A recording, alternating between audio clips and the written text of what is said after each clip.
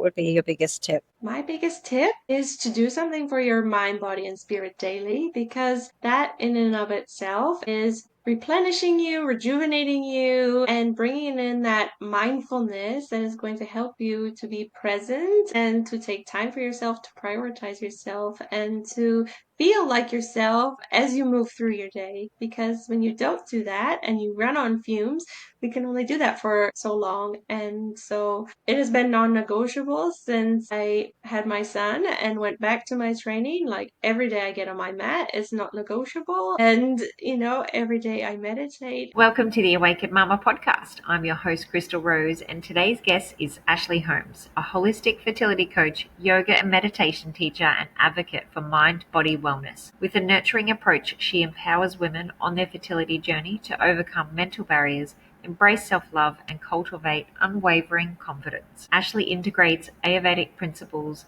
chakra balancing, and restorative practices to support optimal health and natural conception. As a mother of 3, including twins, Ashley's personal experiences inspire her mission to guide others in transforming their mindset, reducing stress, and reclaiming their inner power. She is a sought-after speaker, podcast guest, and writer passionate about holistic healing and resilience. Welcome, Ashley. Welcome to the Awakened Mumma podcast. I'm really excited to share your story and your journey today. You are an author, so tell us all about how that came about and tell us where people can find your books. Sure, I would love to. Really, writing has come naturally to me since I was very young, and I put my pen down for a long time and was really called to put my message out there in that way initially. So I wrote 3 best-selling chapters in 3 different books, and one is sort of my life journey, and that is the sacred dance. And then there's my spiritual journey, which is in sacred surrender.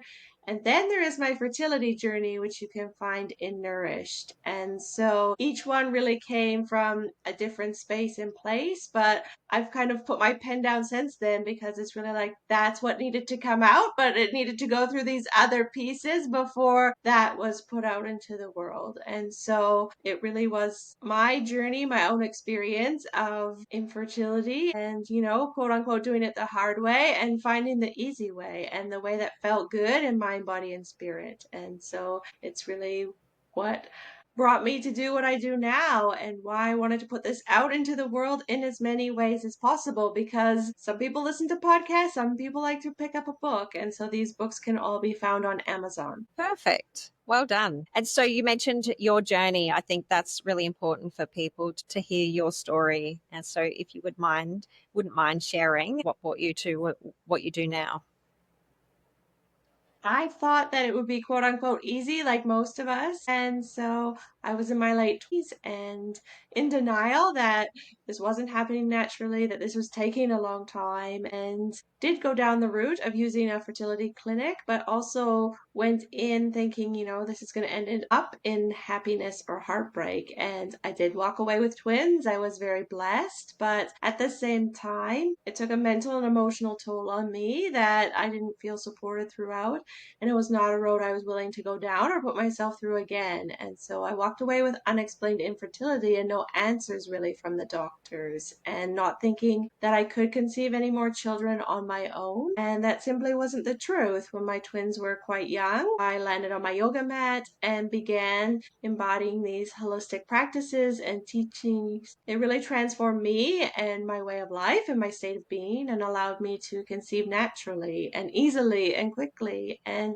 have everything that I didn't think was possible the first time around. So really led me to be empowered in mind, body, and spirit of what my body was truly capable of and what I wasn't accessing or tapping into the first time around. Beautiful. I love that. Feeling empowered is so important coming into motherhood, and whether it's the first time, second time, it really doesn't matter. Stepping into that phase of motherhood, feeling empowered it just really helps heal and postpartum and be the mum that you really want to be. So I would love to hear all about the modalities that you use. You mentioned yoga and landing on the mat. So share with us all the different modalities that you use. So the yoga that got me hooked initially isn't primarily what I offer my clients. So most people when they think of yoga are thinking of the hot paced, fast moving classes. And yes, those are great for strength and mobility, but when we're looking to conceive, we really want to use other forms of yoga because yin yoga is the opposite to yang of that quick moving fast pace. And that's what really helps our nervous system to come into rest and digest mode.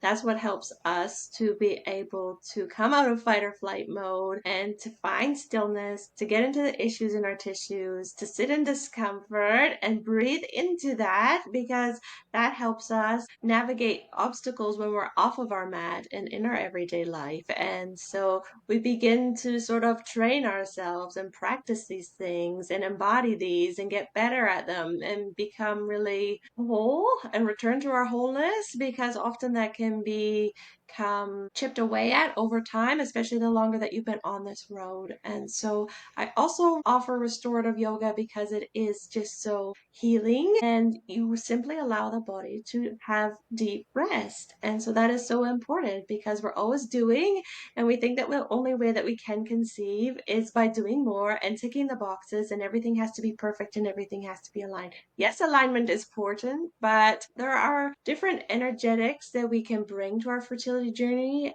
because we're often approaching it with a masculine energy. And so we need to bring the feminine and have that equilibrium and that balance within our systems. And so the sister science to yoga is Ayurveda, which I use with my clients. And so that really helps to nourish their inborn constitution, and they get to understand what suits them best. And it's not just the food that we eat, but it's the breathing practices, it's the yoga poses, it's really finding and working with the nature of our own bodies and being in rhythm with nature outside of us, and to understand how to be in flow, whatever season you're in the moment. And so that is important as well. And I offer Reiki to my clients just as a reset often.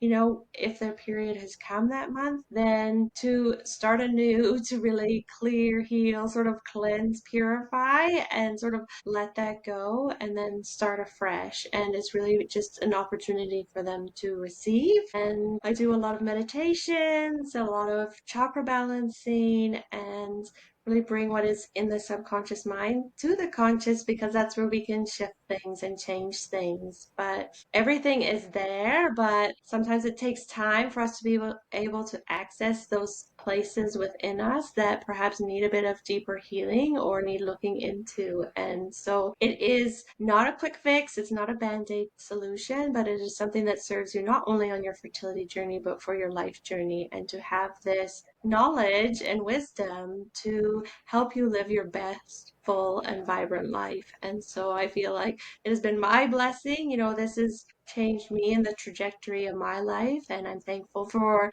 the teachers that I have had. And, you know, when the student is ready, the teacher arrives. And so, you know, you're exactly where you're meant to be, and everything that you need is going to come in divine timing. But sometimes we need to learn how to surrender and to trust and to be in the moment, because we can't think our way to conception. You know, I never had fertility struggles, but I feel like this work would have been so important for me to do 22 years ago before I became a mum. A lot of women don't know, and this was me prior to doing the work on myself, the difference between the feminine and the masculine energies. And like you said, like we as women, we spend so long of the day in our masculine energy, and the feminine is just being. And those things like you mentioned meditation, it's yoga, those sorts of things. And motherhood is actually such a masculine energy. And, you know, it's if we can take time before we come into motherhood, because in motherhood we do lose ourselves. And like you said, it's about finding ourselves. I think that if we start that journey beforehand, before we lose ourselves in motherhood, it might help us bring ourselves back, just catch ourselves that bit sooner before we really lose ourselves. So I think this is such an important message to share with everyone, whether you're struggling or just planning to conceive. I think that this is such important work to do before entering that, because motherhood is huge, and to do the work on being and just coming back to yourself before you enter, I want to say the chaos, because while motherhood is beautiful, it is very different when you go from one person to caring for others. We have a portal. We are the creators of life, and it is such a beautiful thing. I think that you should be sharing this with everyone. Let's share far and wide. I know. I know for myself, the experience I had the first time around versus the second time around was night and day difference. And I'll just walk you through those so that you can picture this for yourself. And you may, see a resemblance of yourself in either of these. But the first time was high stress, which eventually led to a high risk pregnancy, an emergency C-section, a harder postpartum period, versus on the flip side, when I was pregnant, I was in the middle of my meditation and prana training. So I had like this little Buddha baby in my belly. So that whole experience, I was deemed geriatric, yet I felt like $1 million, and went hiking when my water broke and had a VBAC and was back at Baby and Me yoga 10 days later. So that was a night and day completely different experience, big span of time in between. My twins are now 12 and my youngest is 6. So it really was, my own individual path, and me not being able to do things on my timeline, but everything falling into place exactly when it was meant to. And, I can say that now in hindsight, but at the time, of course, it's frustrating. And there's a wanting to know, when you're putting all this energy and effort, then why am I not getting this result? And so it really was the biggest gift, I feel, to be able to understand this about myself and to be able to offer this to other, because it is inside of us, but sometimes we're not accessing or tapping into that because we haven't been shown and we haven't been taught how, because society often does not prioritize these things. And, we think that there's only one way to do things, and that's the way that I thought things were the first time around. If the doctors can't help me, then this isn't going to be possible for us. And so that leaves all of your power outside of outside of yourself, and isn't empowering at all. And that's not a good position to ever be in. Instead, to Yeah. flip that and be like, what can I control? And that's what my program is. That's what we work on. All of the things that are within your control, that are within your power, and that you can make those daily incremental shifts. You can show up for yourself, you can nourish yourself, and you can do your best every day, and know that that is going to create a positive ripple effect, but it is going to take a little bit of time. I think it's so beautiful because when you think about journey to conceiving and then doing all of the work holistically and having a baby inside you with that beautiful energy and just feeling at one with yourself and creating the energy that is going to just bring this peace when you come into motherhood, although your hormones are still going to do the hormonal thing, you're going to still go through that ride. You're going to be able to catch yourself, bring yourself back and use those practices. And so do you have a process where you set people up so that they know when they come into, well, I'm pregnant now, and they like, it's sort of ingrained in them that, okay, I've got my baby, and while things are wild, I know how to bring myself back. So is that the sort of process? Yes. Yeah. Definitely. At first, initially, of course, it's all guided and it's all coming from me, but then they get to learn and understand, like, this is showing up in my physical body. Say I am feeling anger or I am feeling sadness. They know where in their body that is being housed, and they can choose something that I have offered them to move through it. So this isn't becoming stuck, stagnant energy within their body. They can process things in real time as they're happening and move through them, because that is the best gift that we can give to ourselves, is to not hold on to these things, to not suppress our emotions. And it is an emotional roller coaster ride, but when you have the tools and resources, then it is not so challenging to navigate, because you are equipped and you feel resourced enough to move through anything with ease and grace. And it's not such a I've been swept off my feet again. I don't know how I'm going to pick myself back up again this month and then do this all over again. And feeling like you have to start from scratch, when I feel like when you're in the healthcare or medical system, it's often you'll reach a point where this isn't working. Well, let's try something new. And it's always like a new drug. And so always coming up against those roadblocks. But when you start with holistic practices, there is always beautiful add-ons, but never starting again,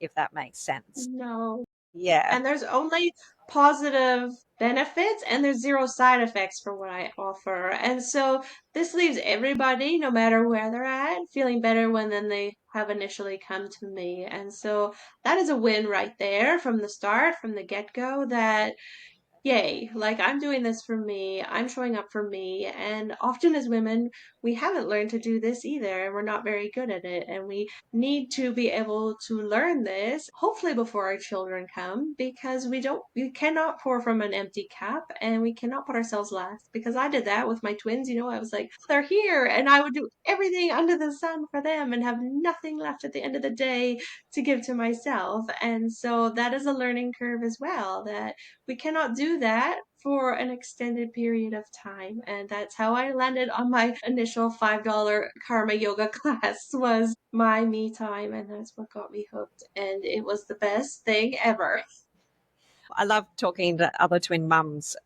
My journey up until my twins, I had already begun filling my cup and doing things for me, and letting go of mum guilt. So when I came to the twins, I already had that experience with my older 3 children, being a mum of 5. So luckily, I didn't take that through to twins, because you've got double the amount of everything that you're going through. Yeah, when you're not filling your cup, it's just going to make it so much harder. Yeah, it is such important work.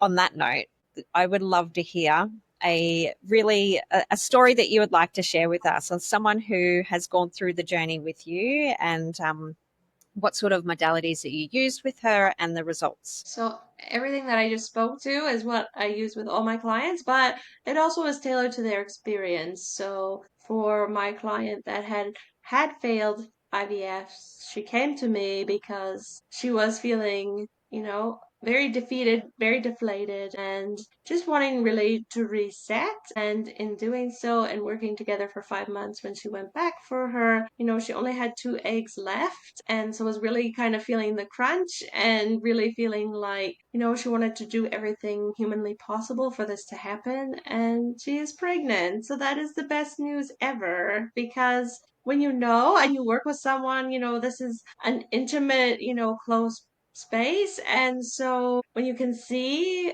that, not only for myself, but for other people as well, that, doing the work and doing the inner healing and taking that time and not just continuing because the doctors say that you're ready or that you can, to take that time to heal and prioritize yourself and really come back into a nourished and fertile foundation, is a great place to be. And I really feel like if you're going to go through IVF, then you really want to do that before you even are into that system and into the clinic, to set yourself up for the best chance of success, because it is going to take a toll on you. So you want to be as well equipped as possible to navigate that. Yeah, I had a friend go through IVF, and she was unsuccessful going through IVF, but I know she said it really took a toll on her body, and she lost a lot of strength, and she was able to conceive naturally. And this was,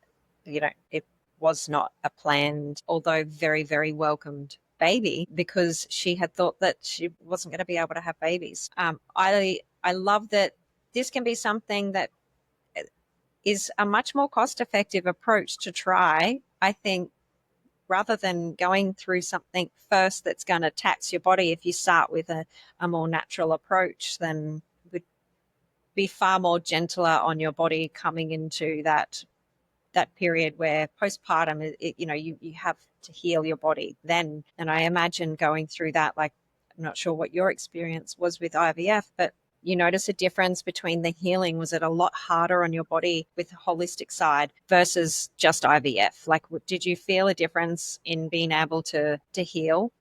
I did not have to go as far as IVF. I was headed that route, and Okay. the doctors had said, this isn't working. You know, we're going to set up for the next protocols. And I was really not in an optimal place at that point in time. Yet that is when I did conceive my twins because I still had the medicine, but the pressure and the stress was off.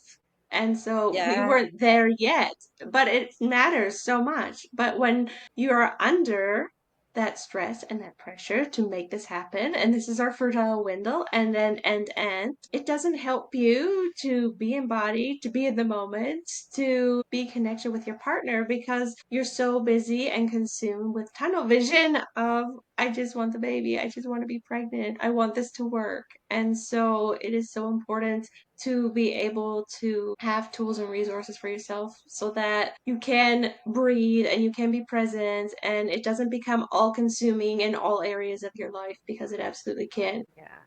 And so, what would your message that you would love to share for everyone listening? What would be your biggest tip? My biggest tip is to do something for your mind, body, and spirit daily because that in and of itself is replenishing you, rejuvenating you, and bringing in that mindfulness that is going to help you to be present and to take time for yourself, to prioritize yourself, and to feel like yourself as you move through your day. Because when you don't do that and you run on fumes, we can only do that for so long. And so it has been non-negotiable since I had my son and went back to my training. Like every day I get on my mat, it's not negotiable. And, you know, every day I meditate and, you know, I have things that I do for me that I know me that allow me to show up as the mom I want to be, the wife I want to be, and the coach I want to be because the clarity and the focus and just that intention to know that that matters to me and that it truly has brought life to my life, that there's no way that I can't do those things for myself. Yeah, I can resonate with that. I show up as such a better mum person in general, lover, daughter. When I do the work on me, when I take that time to just be, when I'm in my feminine being and doing things like meditation, like gratitude. I just started Reformer Pilates with my mum, and I plan on taking my teenage daughter when she comes back from holidays. And that is so nice. I love that each class starts with a breathwork meditation, and I come back home and I just feel good. And I can then pour into others because my cup's full.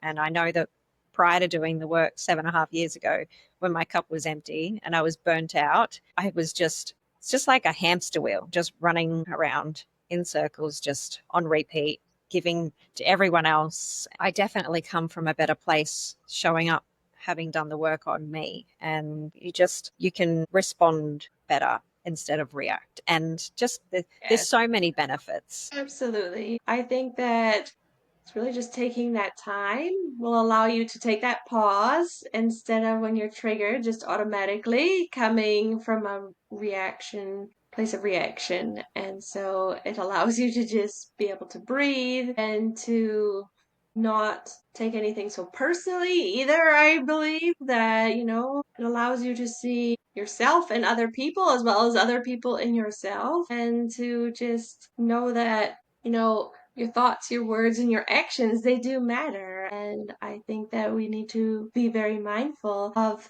the thoughts that are running in our minds because they do create our reality. And I didn't realize that the first time around. And, you know, it took a very long time for me to be able to begin to train my mind because I had a very busy monkey mind and a very busy mind as a mom of twins. And so my teacher is a former monk. And so, you know, it was very hard work initially for me to keep noticing, keep bringing myself back, and keep recognizing that the same habits, the same thoughts, the same patterns would be showing up at certain times and places, and to realize that I could, not continue that loop. I could create a new neural pathway in my mind, and that I could choose to water the flowers and stop watering the weeds that were in my mind. And so I think that's important to know that we can do that it is possible, because sometimes we don't realize and we can get stuck in,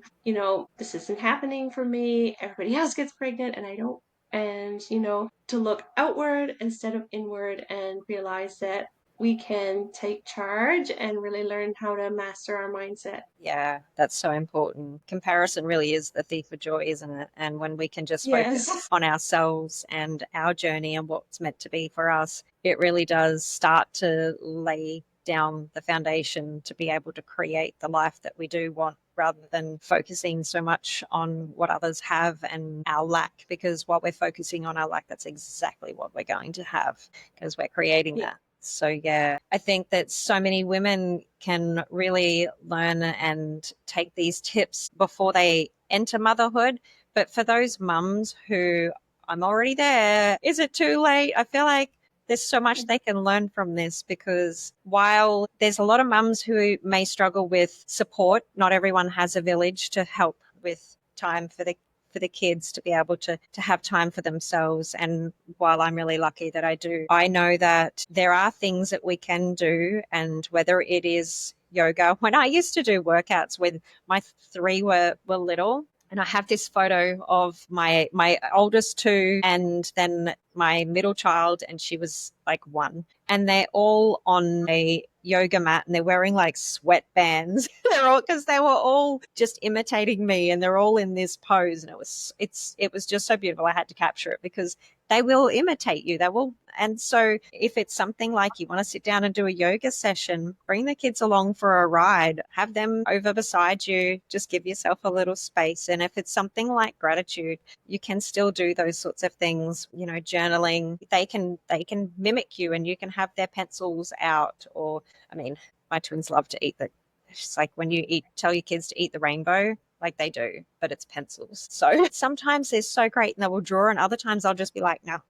So anyway, that's a whole different, but there's always something like time out in nature. And, whether it's in the yard and you want to do whatever it is in the yard, whether it is yoga, whether you're sitting there journaling, and the kids can play and you can shut your mind down because they're safe, they're playing, and then you can do your thing like that. There's always a way that you can bring time in that's specially for you to just be and get out of the chaos.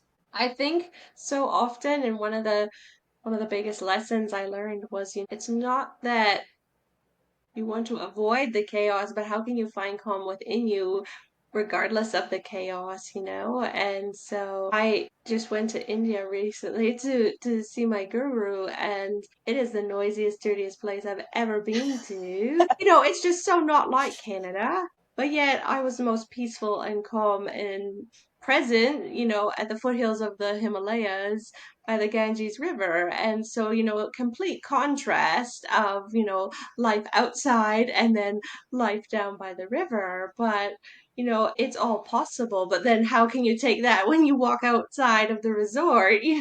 How can you take that into the everyday life? And so that really is the practice of, the things that you practice. How can you actually apply them to your day-to-day life? Because it's all well and good to do them in theory or, on a retreat or something like that. But how can you actually do those things and put them into your day-to-day life? That's the real work. Yeah, absolutely. When you're surrounded by the chaos, whatever it is, just to bring that peace back in, shift where you are. Yeah.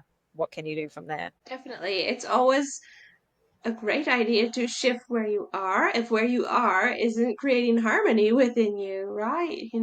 You can always take a quick pause, a quick step outside, a quick walk around the block, or whatever the case may be, and then just notice the shift. Even one conscious breath is immediately going to connect mind and body. And, you can close your eyes and take one conscious breath and notice the shift internally within you. And it's just like, yes, I needed that.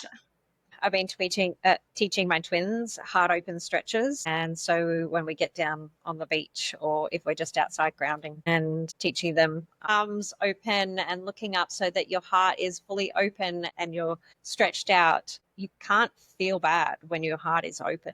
And so it's such a good way to shift that energy. If you've had one of those days where you're like, right, I've got to get out of the house, get out in nature and do a heart open stretch, and then try be angry or mad or whatever it is, sad or whatever you're feeling when you open your heart. You can't. It's not possible. And the Yeah. beautiful thing about little ones is they can only feel one thing at a time. So you know exactly what they're feeling when they're feeling it, because the little divinity in them just is sparking whatever is there in that moment, and it can shift so quickly, which is the beautiful thing about children. And they are our greatest teachers as well.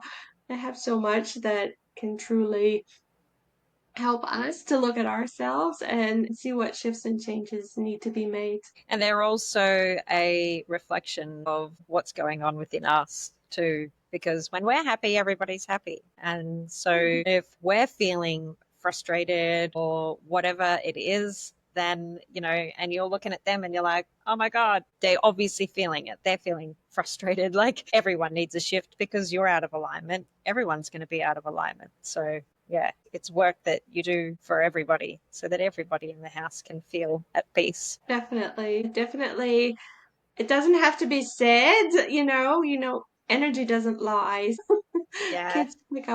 People pick up on your energy and your frequency and your vibration. So to be in your best energy and frequency and vibration is of utmost importance. And if you don't know how to do that on your own, then to seek help and to seek support. Yes. Yeah. 100%. And having a look at your list of certifications or all of the things that you have done, girl, you have like a whole list going on. You have done so much. I was like, wow, it's just all the certifications. If you want to share, drop some of your trainings just to give people an idea of where you've put your trainings in. Also recently just become an advanced trauma-informed coach, because that was very important to me to be able to help people that come to me, especially when they've experienced miscarriages and failed rounds of IVF. Or there are so many things, even when you think you're there, that can happen and can really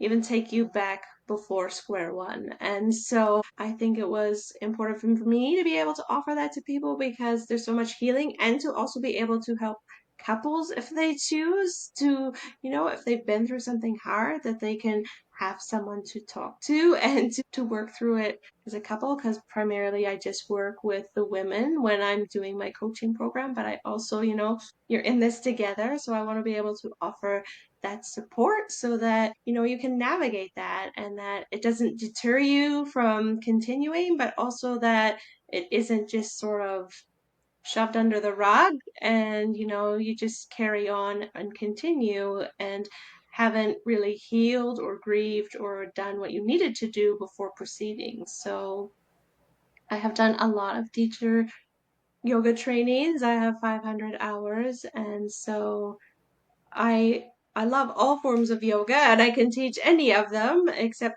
Kundalini. I'm not qualified in Kundalini, but who knows? Maybe in the future, because it really has been such a healing tool for me. And I offer many, many, many varied forms of meditation. So if you think that you can't meditate, I would love to say that there is a meditation for everyone. And the one that I love to begin with, if you are just starting out, because you can't do it wrong and there are no excuses. Even if you fall asleep, your subconscious mind will take what it needs from the meditation and apply it to you, and that is Yoga Nidra. And so Yoga Nidra is also a wonderful meditation for new moms, because 20 minutes of Yoga Nidra is equivalent to 4 hours of sleep. So when you are sleep deprived, it is a quick pick me up if the baby is napping, to feel like your best self again and to carry on with the rest of your day.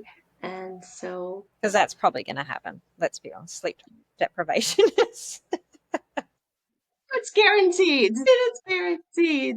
But I feel like, having that the second time around and knowing like I'm really tired, but just having that in my toolbox of I can just, my baby used to have like a 30-minute nap when my twins went to school. It was just like a quick short one in the morning and then a longer one in the afternoon. And I'd be like, okay, if I can just do this, then I'm like good for the rest of the day.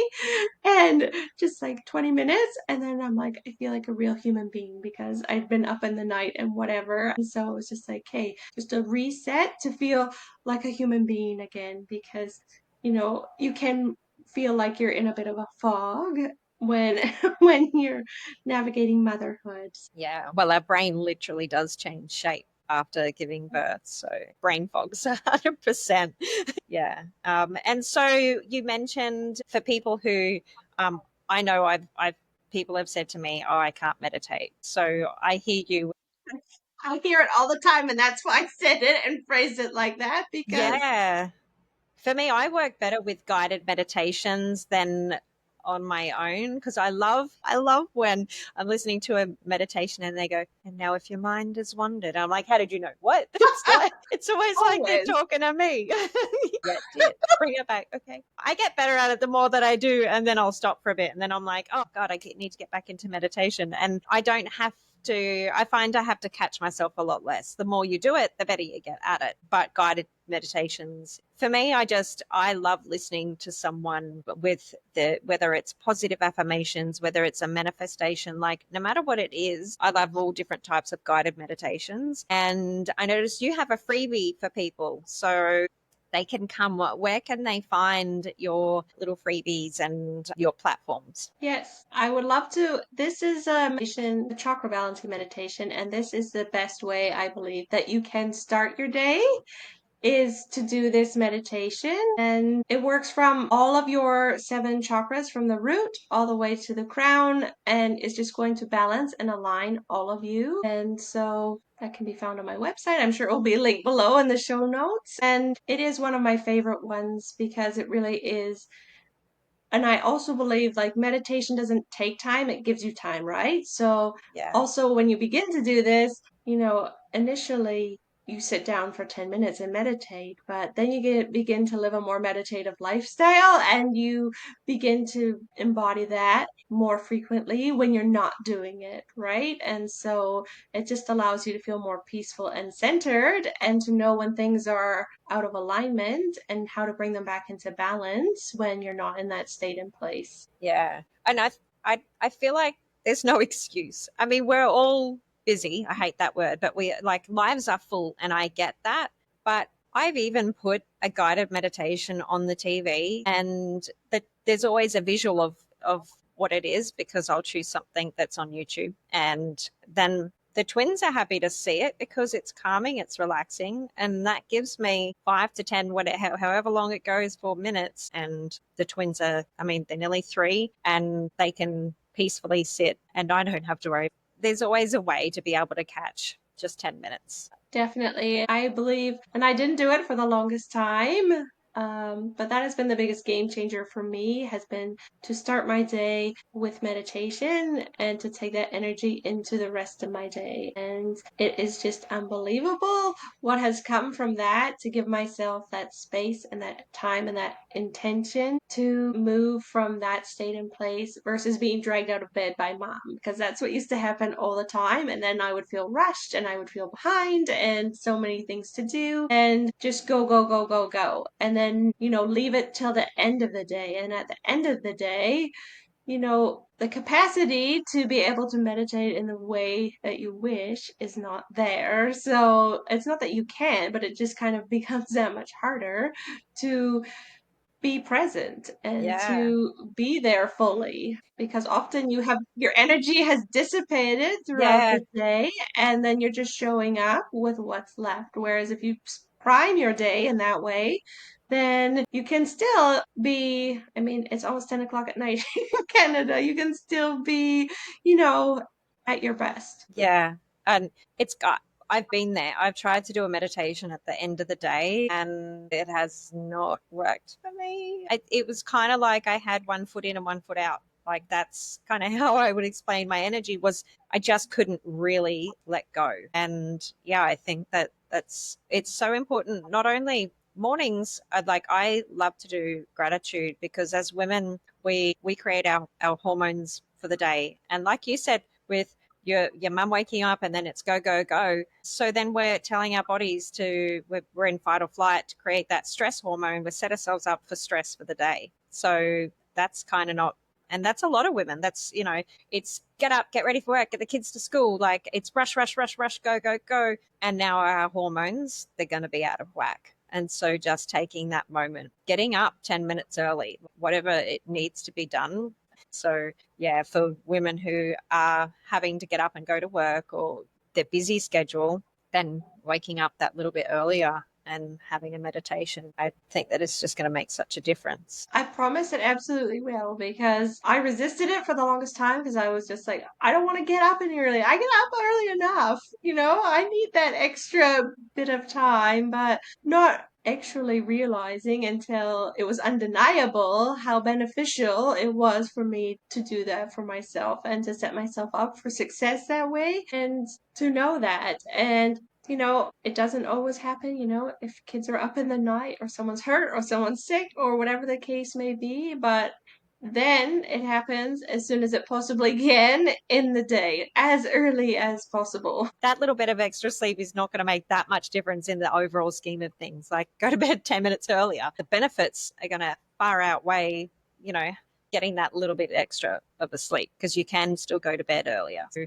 yeah, there really isn't an excuse. Only the ones we tell ourselves. Yes. And look, you can, as a mum, you can either let your kids be your excuse or your reason. So for me, and my reason, I just feel like it's too easy to make excuses. It's much more beneficial to do the doing and really be the being, if that makes sense. Yes.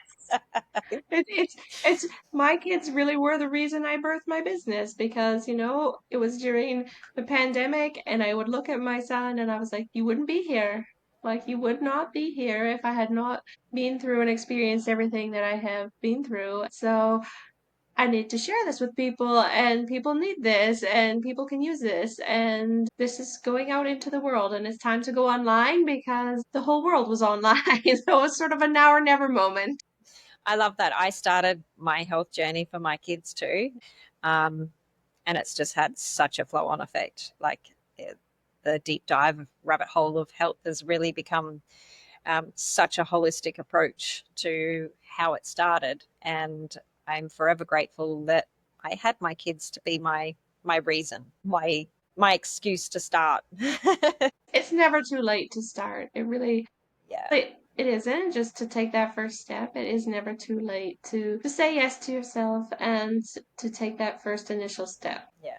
Thank you so much for today. I really hope that anyone listening, whether you're a mum to be or whether you're already a mum, that you took a lot away from this and head on over to the links below to your all your tips and to contact you if you're ready to start your journey, because I just feel like this is the kind of work everybody needs to be doing and you don't find this kind of work in the healthcare system. So it's really, this is what healthcare should look like. And yeah. This is what healthcare should look like, or it should go alongside of it because you're more than your physical body and you're more than your symptoms. And so when you can take a mind, body, spirit approach, when you can look at your physical, mental, emotional, spiritual health, you're going to have a holistic approach because that is holistic. That is all of you. And it's not denying or not addressing all the pieces and parts of you.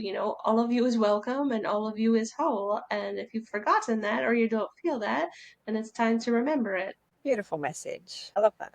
Oh, well, thank you for today. Drop a comment below what your takeaway is if you plan on implementing the tips, if you plan on starting meditation or you want to head on over to get your free meditation. Let us know below. Thank you for today. Thank you so much. If this episode spoke to you, don't keep it to yourself. Your voice matters here. Drop a comment and share your biggest takeaway because your insight could be exactly what another woman needs to hear today. If you're ready to be part of this movement of empowered, awakened women, Hit that like button, subscribe, and share this with someone who needs to hear it. Every time you do, you help spread the message further, and together we create the ripple effect. Thank you for being here, for showing up, and for being part of this journey. Until next time, keep rising, keep shining, and stepping into your power.